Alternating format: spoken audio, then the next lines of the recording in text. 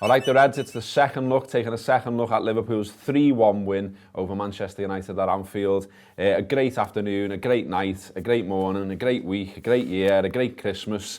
All of that is guaranteed because we now beat the Manx, beat the Blue Shite. Obviously, we're top of the league as well. We're still unbeaten. We're absolutely flying, Rob. It's good, isn't it? Yeah. It's actually a bit unnervingly good. For the first time, I think, after that game, I suddenly think we can be champions. Actually, do you know what I feel like? I feel like we are a title-winning team. There's nothing that can change that knowledge. We've got more points, I think, than any Liverpool side has probably ever had at this stage. I'm going to say that brazenly, and I'm pretty sure that's right. Pretty sure I'm right. And the weird thing is, we should be about 8 or 9 points clear, and we're a point clear. But let's just be happy with that. The stats copy getting in there early this time. 36. Wow. Turn it into fucking Steve McLaren. 36 shots by Liverpool yesterday, the most United have faced in a Premier League match since records began in 2003. Is that right? I love a stat that since records began. It's sound, isn't it? Yeah. 36 shots. Every outfield player for Liverpool had a go on the goal as well at one point. Yeah. Some of them much to my annoyance. There was a lot of just having a pop going on. Yeah, Klopp talk about that afterwards, by the way. What? Because I thought he'd go, we had a few too many long-range shots. He was like, we didn't have enough long-range shots. Yeah. Well, but then he took the piss out of Klein, didn't he? Did he? Because he said when Shaq scored, they were all worried on the bench that Klein was going to have the shot, yeah. He made some point about, you don't think Steven Gerrard hit the target every time? I thought you did.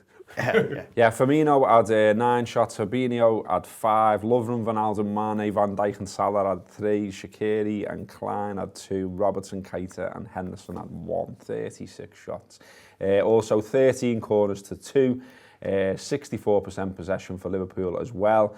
And one of the best players on the pitch, Fabinho, made 28 forward passes and only 2 back. Get stuck into that, Kofi, loads. Yeah, loads well, it's funny, isn't it? Because even the shooting stats, I always say that you view stats in hindsight, in retrospect, depending on the result. And we look at them and go, oh, isn't that funny?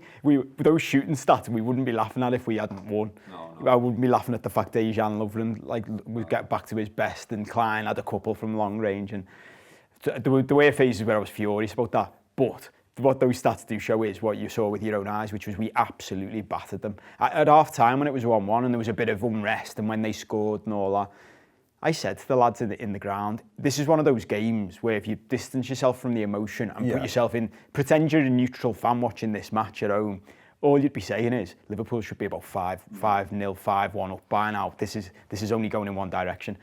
And I mean, if I'm a United fan watching that, I'm embarrassed. When you've got to the point where your main rivals are saying, I hope you keep your manager, you're in trouble, aren't you? I had to sort of check myself exactly as you did halfway, even at 1-1, and go, this isn't a Man United team. This is just some very ordinary mid-table side here. They were no better than Everton. Well, in fact, I think Everton posed more of a threat. You're right, actually.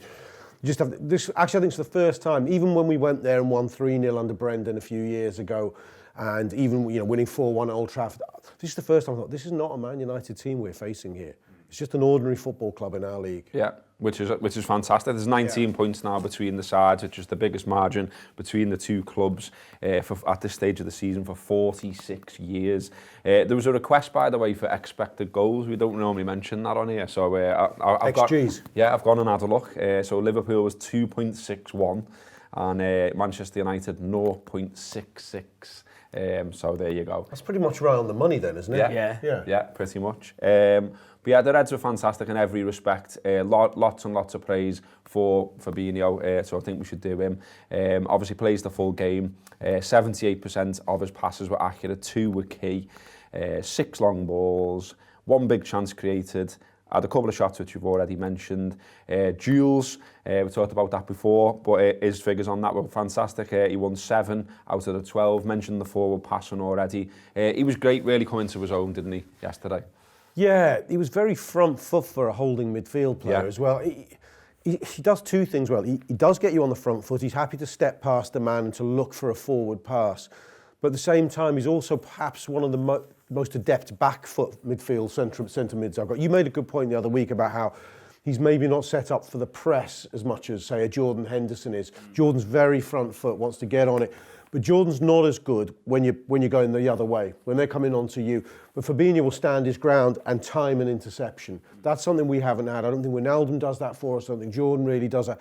And he was doing a lot of nicking a ball, but he also gets his head up very, very quickly. And making the ball he puts in for the goal was, it's a nice bit of technique, but to see it seems obvious when it comes in. But it was a superb assist. Yeah, he's a bit more than a bruiser, isn't he? But at the same time, you saw Mourinho after the game talking about over and over physicality and the sort of the athleticness of Liverpool, if you like. And it's quite surprising, really, because he's essentially had another pop at his own players as well, and seems to be pretty much dead man walking now. He says his squad lacked physicality.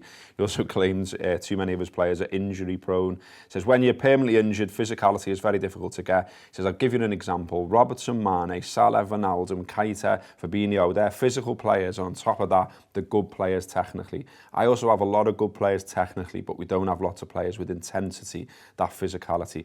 So when the game has high levels of intensity, it's difficult for us. They, Liverpool, are fast, they're intense, they're aggressive, they are physical, they're objective. They play 200 miles per hour with and without the ball. I'm still tired just looking at Robertson. He makes 100-metre sprints per minute. Absolutely incredible. And these are qualities. And then it was backed up. The Mail's done a bit of a sort of the players that did the most sprints in this game. And Rashford's actually top. So fair play to him. He seems to be a lad who was actually putting a stint in. He made 26. But then after that, it's Robertson 19, Mane 17, Firmino 17, Nathaniel Klein 17, Salah 15, Wijnaldum 13, and Keita 11. Liverpool ran 1.5 miles more than Manchester United, and total sprints, Liverpool 126 to United's 109. I mean, backs up what you saw, obviously, but bit weird to have Mourinho sort of slaughtering them and praising us. It's a bit David Moyes, that, isn't it? Yeah, I know this isn't a Man United second look, so we won't spend too much time on him, but he's gone full on Hodgson now. Yeah. Like the way he talks about his own team, he's become one of those managers who talks about his own team as though it's got nothing to do with him. Yeah. Like this isn't me, lads. And I'd get that if he'd just taken over. He's been there 6 months. He hasn't had time to do anything.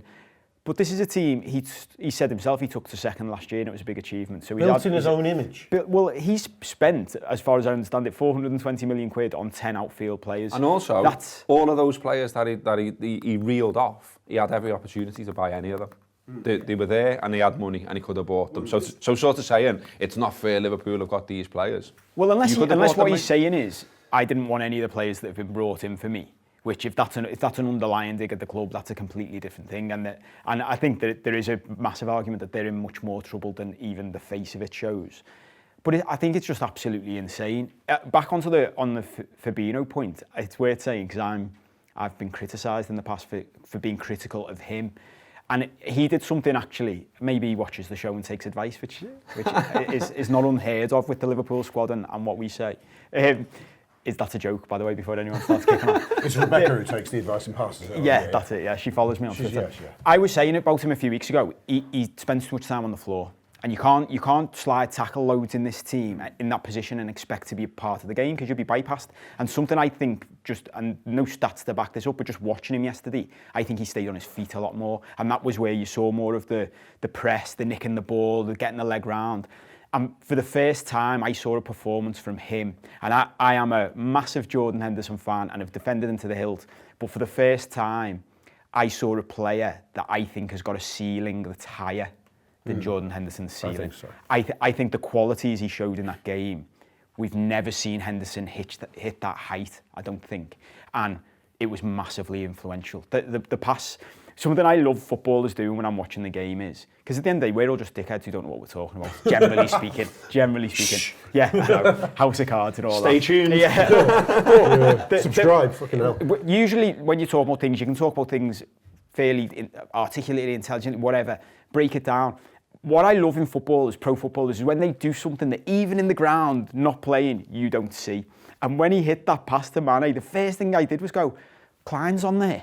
Klein's on, keep moving the ball. Yeah, I and did then see that. Literally within 3 seconds, the ball's in the back of the net. I'm like, I'm a dickhead, aren't I? And that's what I want to see elite pro footballers doing, is things that you stop with Suarez all the time. It happens with Salah now, where they do something that you didn't even see was on. And that's something that I'm not sure we'd see Jordan Henderson doing in that position. I think...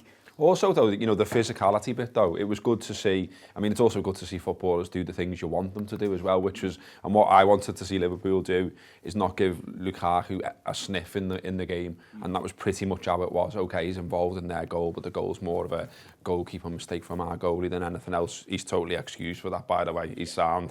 But it's... But they had Fabinho. Fabinho kept dropping and getting in front of him, as well as Lovren or Van Dijk coming over the back of him. And it was just, you know, it's an obvious thing to do, but it was good to. I mean, if you see his heat map, he's everywhere. He's literally everywhere, Fabinho, in this game. Well, something else he has, and this is just a physicality thing. Going back to the Mourinho comments, is he's bigger. Yeah, exactly. And at the end of the day, Jordan Henderson can't grow a few inches at this stage. So, if Fabinho can maintain the levels that he's got there. Rob's dying to say that's what she said. You just completely missed that. Just completely missed. Set it up perfectly. But yeah, I've completely lost my sense. But so at the end of the day, if Fabinho can hit those heights, I've said for a while now, even as I've defended Henderson, I'm made up for players to come in who are better than the players we've got. If we got a player now who's better than Firmino, great. I love Firmino, but I'll have someone better than him. Yeah, I don't think it's not a binary Fabinho Jordan Henderson thing either. Yeah, is it? I mean, no. You look at it with Fabinho's played well with Wijnaldum. In fact, is that the first time he's combined with Wijnaldum? No, he hasn't played with Henderson yet. Sorry, I'm getting it wrong. But we have put most permutations together, haven't we, in that midfield? So, yeah, Henderson and Fabinho can play together. Well, Klopp said it himself as well a couple of weeks ago. He got asked about competition for places and who's the first choice, and he basically said, we need them all. Yeah. It isn't about who plays and who doesn't. They all play.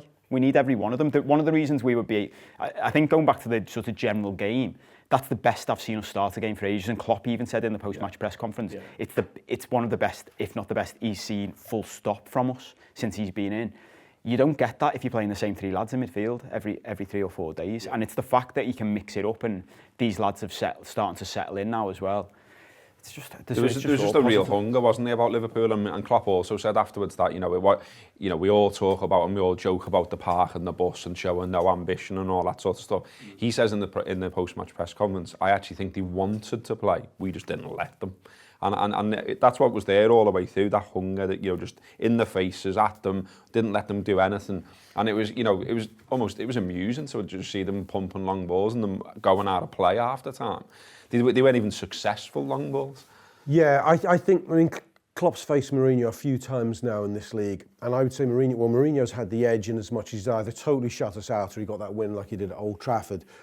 And all those games have started a bit slowly, and United were able to settle to their positions, and it became that chess match that he wants it. Jose wants it to be. So I think Klopp said, we just got to play at tempo. We've got to play at tempo and rattle them and stop them getting into positions and throw any game plan he's got out the window. Klopp was interesting about how they set up tactically as well. Switching Sadio to the right side for the first time, probably since Salah's come in. He's put Sadio right, Salah still up top, Firmino still the 10. He described Keita's position sort of tucked in on the left as in the half space, allowing a lot of room for Robertson to get down the side. I was surprised. Yeah, but I was surprised. But I thought we were devastating down our right. Naby Keita, some people go, Keita's not doing much. I said, it's because it's all going down our right.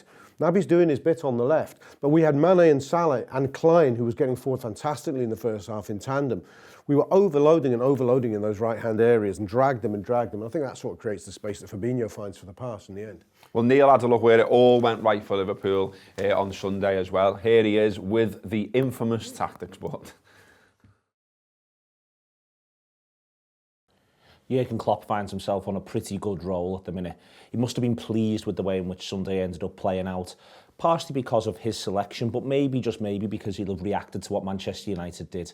He may have anticipated the sort of selection that we saw from Jose Mourinho, with Diego Dalot sort of playing as a right-hand side midfielder to cover the left-back, to allow them to shuffle over, to deal with all of this. We've seen it in the past. He played by Mourinho. He played him last season at Old Trafford when they won 2-1. Ashley Young probably played Salah that day better than anybody else had.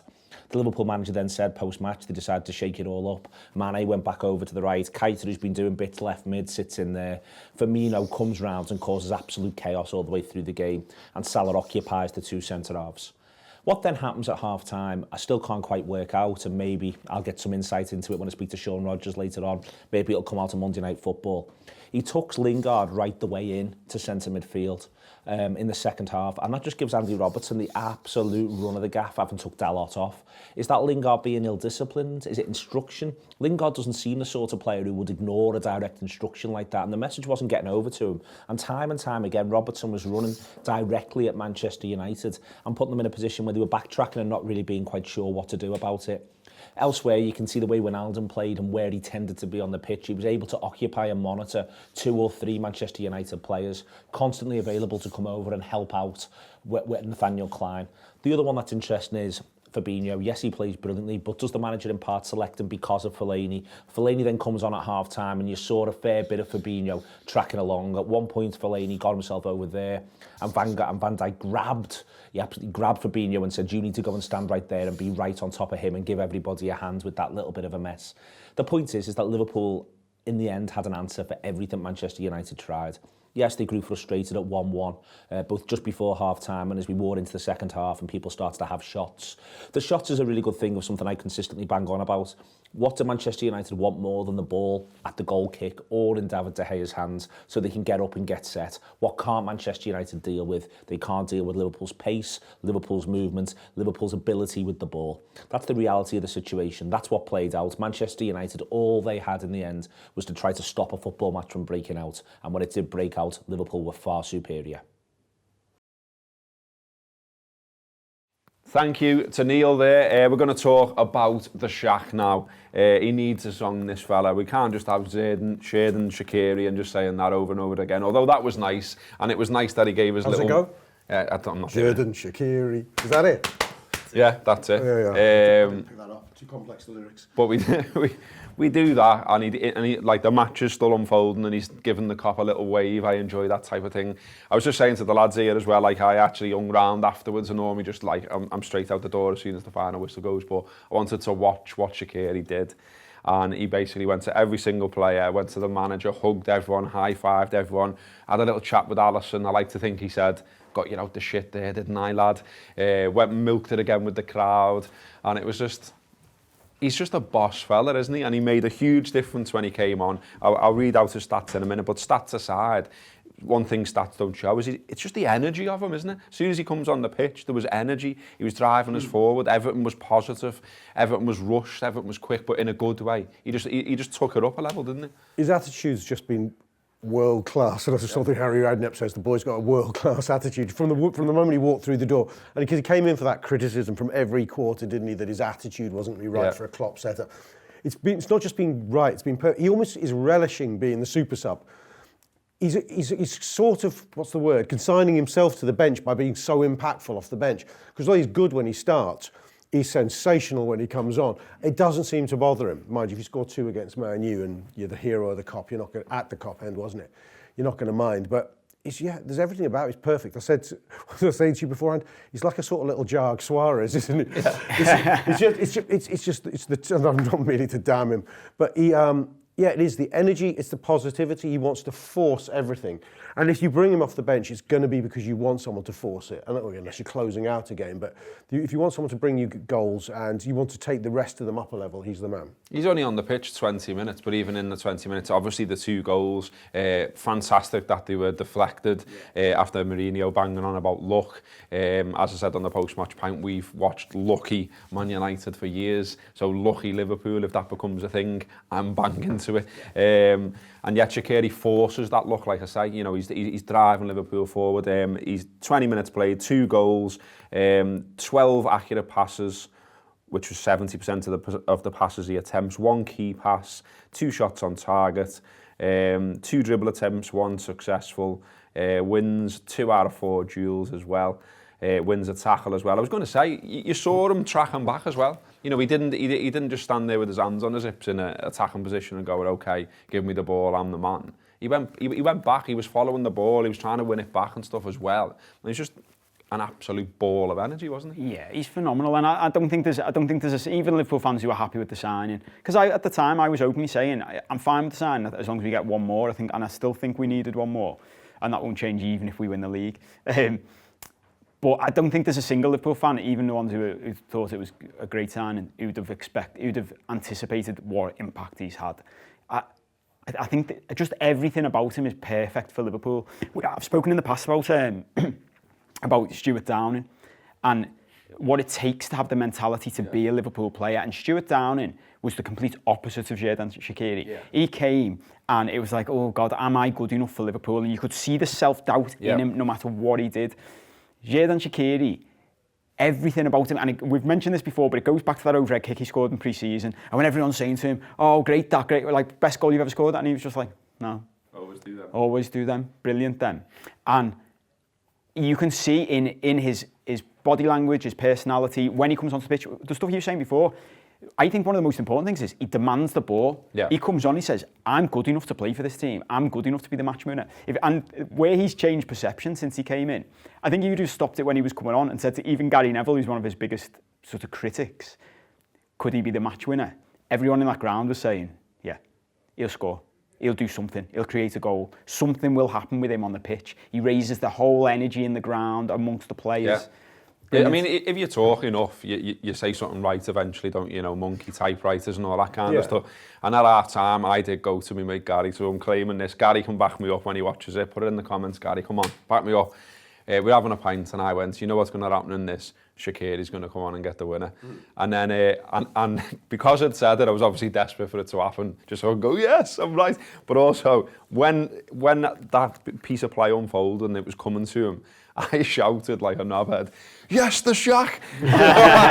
And then Gary was jumping all over me when it went in the back of the net, and it was, it was absolutely, probably. But it was something else I loved about the two goals, actually. There was very much as the ball was rolling out, because in both, the first one it was Klein, the second one it was Salah, and it was like, who's going to hit it? And everything about him was, get out me way, I'm hitting this. With both, and that's something I love again, as supports everything we just said. And the celebration. There is fantastic. Something at the same time sort of predictable that he would have an impact in these kind of games. Because even Neil Atkinson, the most cynical man about that signing ever, he's never going to stop being reminded about it. Someone's requested a video where he apologises to Shaqiri. but I do remember Neil saying to me, he goes to me, it's words to the effect of, and if that little so-and-so bangs one in the cop from 30 yards to win some big game and you turn to me and go, see, I'm still not having it.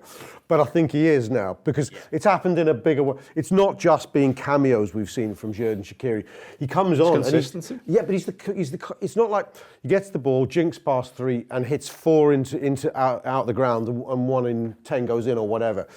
He's a team player. He comes in, his first thing is to adjust his body and try and thread Salah in.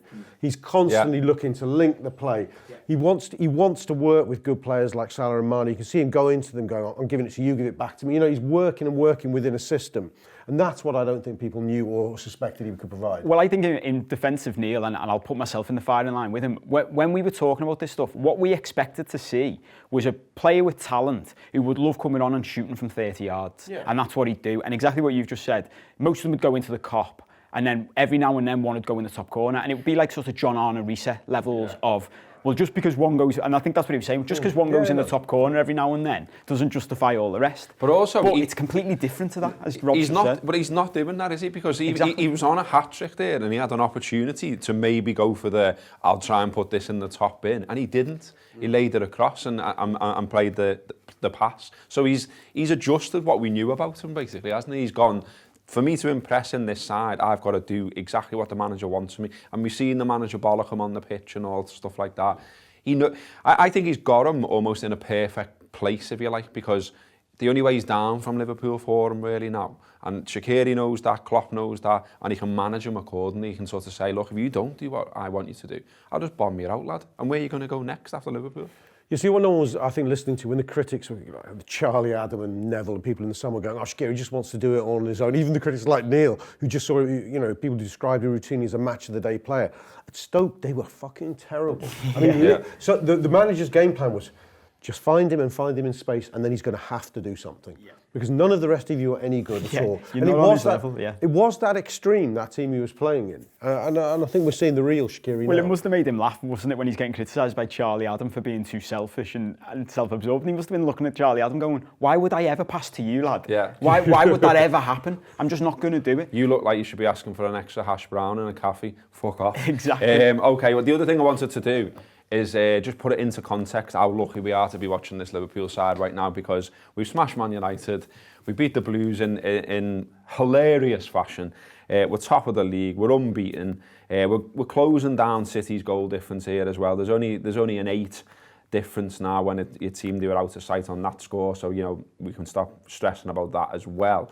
But just to put it into a bit of context about where we are, so we're top of the league, played 17, won 14, drawn 3, 45 points. City right behind us on 44, as we know. This time last year, only 1 year ago, lots of the same players, the same manager. City were top, played 17, 49 points, they'd won 16, they'd drawn 1, they'd lost 0. Liverpool were 5th at this point in the season, played 17, won 8, drawn 7, lost 2. We were on 31 points. We're 18 points behind City at that point. We were the equivalent of where United are now to us. That's how far we've come in one season. We're lucky, aren't we? This is fantastic. That City team, the 100-point City team, had 49 at this stage last season. This Liverpool side has 45. This Liverpool side would have still been in contention against the greatest point-collecting side in the history of the game. If we continued, and it's a massive if, obviously, this point-getting trajectory, but it's not as absurd with each game that passes, because we're nearly at the halfway stage. We would get 101 points if we kept the same point-getting ratio up, which is unbelievable. We won't, but even if you extrapolate Liverpool's greatest points-getting side ever, which I think is the 79 team, they got 68 points in 42 games in old money, which, if you do some maths, that's about 89, 90 points. This team, with a fair tailwind, should beat that and possibly become the greatest Liverpool side of all time in a point sense. Greatest Liverpool side that may or may not win fuck all. We'll see. My biggest fear, and I've said this openly for a while, is that Klopp will create, and I've been confident that he would create the greatest Liverpool side of all time from a points perspective and not win the league. But I think something that's important for all of us to start doing is to stop doing the bit of where we go, but that won't happen. That where we won't get 100 points, we won't maintain this. We will. Why not? Why won't we? Why is City going to do a 100-point season, but we're not? As it stands right now, we're above them. We're better than Manchester City. So I don't care what anybody says. I don't care how much they say City have got a bigger squad. We've got all kinds going for us that they haven't. And something you mentioned before, which I don't think should go unnoticed, and we should focus on and milk, is the luck. Because we've watched so many teams over the years, City last season even, with that opening run, where they're winning games in the 96th minute with a screamer from Sterling from outside the box. That happened week after week. United, in the years they dominated, how many times, as you said before, something lucky break here, lucky break there. Well, we won the derby with that freak goal. We've just beat United with 2 deflected goals. And I'm with you. There's no luck there. We forced that result. Oh, well, we'd have won that game anyway, I think. But the point is, we're still getting these little breaks and these little runs. And I think there's a big thing in that. And we love talking about psychology. If you're Manchester City watching Liverpool, I think we already know we're in Guardiola's head. And I think sooner or later that starts to wear you down, because you're watching Everton. You're watching the Everton game thinking, they're dropping points here. And then that happens, you think, right, okay. Then you're watching United. They equalise, think, oh, maybe. Deflected goal, typical. And then it becomes typical Liverpool. And something else on top of that, worth mentioning because we haven't. If this was Man City and they had 2 centre-backs injured, both right-sided full-backs out, and then all of a sudden from nowhere, basically from death, comes back an England international right-back to play and plays like he did against United, we'd all be saying, bloody hell, City are ridiculous, aren't they? The strength in that squad, the way they can just bring him in. Well, that's us now. So let's enjoy that and make the most of it. And the thing about Shaqiri, once we get over the lovability of him and sensational moments and goals like that, I said to Gareth beforehand, he's beginning to show that he's at a level of our front three. Yeah. Now, when we went into this summer, the one problem we knew last season is we were living on our nerves that any one of those lads dropped out, we would drop off. And getting, even Fekir, even if we'd got him in, we didn't know if he could be at their level. Whether it's luck or judgment, we brought in a lad for 12 million who looks like he can play at their level. And that's a massive bonus this season. But also as well, you know, the thing about looking back to the old United that used to annoy us, and just sort of Ferguson getting bits out of players, you know, that weren't even that good. You know, like, you'd have John O'Shea coming on scoring winners and things like that, and you'd just be like, he's shit, how's he getting a winner in a game like that? That's what everyone's doing when they see a Origi coming on scoring a goal. Yeah. You know, things like that. And so these little bonus things, like Klein playing all right and doing decent when he's been in, you know, cryogenically frozen or something for about 12 years. You know, these things will be getting in everyone else's head, but also they're getting in our head in a positive way. So, like, if you play for Liverpool right now, it just feels like everything's going right. The belief's flying, the confidence is flying, and they can't wait to play again. I can't wait to watch them again. And it's like, you know, it's virtuous cycles, though, isn't it? You see, there's a critical point, I think, and maybe we're just at that sweet spot now of momentum, whereby players suddenly get that less bit injured. Outsiders like a Klein or a Lallana come in and you go, I didn't know he was that good, because he had a word with himself. He thought, Klein knew if he didn't have the game of his life yesterday, he probably wouldn't appear for Liverpool ever again. That's no accident that he plays like that. And by the way, sensational as he was dead by 60. He was bombing on and all those sprints that stats you gave, they didn't happen past 55 minutes. Yep. But fair play to him. No, he did well. He did well. Liverpool did well. Liverpool are top of the league. It's a fantastic time to be talking about Liverpool, to be consuming everything that's said about Liverpool. Hopefully you feel the same. So watch all the videos, listen to all the podcasts, read all the stuff on the AnfieldApp.com as well. And why not get someone a subscription for the Anfield app for Crimbo as well? If you're looking for a late Prezi, I think you can still sort that out. Again, if you go to the website, theanfieldapp.com, you can do all that there. We could go on and on here. I mean, we didn't talk about Robertson. We didn't talk about Wijnaldum. You know, there's lots and lots more we could get into. They've done a review show this morning. We could hear bits of that being done before. That sounded like another cracker. So if you subscribe, listen to that. Thanks for watching. Press the subscribe button. Press the like button. Tell your mates. This has been The Second Look. Up the fucking Reds.